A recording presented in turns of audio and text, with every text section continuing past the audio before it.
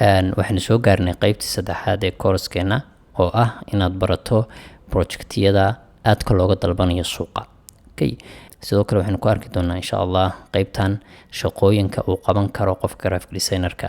haddaan u gudubno waxaad ka shaqeyn kartaa tusaale logo designer baa noqon kartaa oo waxaad design gareyn kartaa logooyinka, waxaad noqon kartaa UX UI and web designer, editorial design baad noqon kartaa oo waxaad design gareyn kartaa magasiinada iyo buugaagta iyo e-bookska iyo annual report-yada iyo waxyaalahaas aad design gareyn kartaa.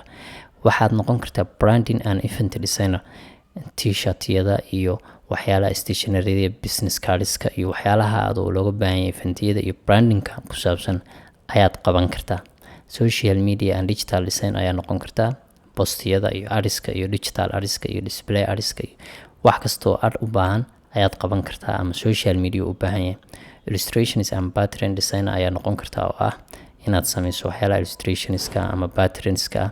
package design ayaa noqon kartaa oo package-yada iyo waxyaalaha inaad design garayso sida food packageska iyo beauty productska iyo labelada iyo tagska iyo waxyaalaha inaad design garayso. marka way badan yihiin, mid kaliyana kuma ekaan kartid, waxaa isku darsan kartaa waxba oo wax ku xidhaya malaha. tusaale logo designer baa noqon kartaa, brand editor baa noqon kartaa, waxaad noqon kartaa editorial designer. adigu waxay isku noqon kartaa dhammaan haddaad u baahan tahay. haddii kalena dhowr ka mid ayaad dooran kartaa, laakiinse waxaan kugula talinayaa marka hore inaad ka bilowdid hore social media designer inaad noqoto. waxyaalaha moogta social media sida posterada iyo waxyaalaha inaad design gareyn karto.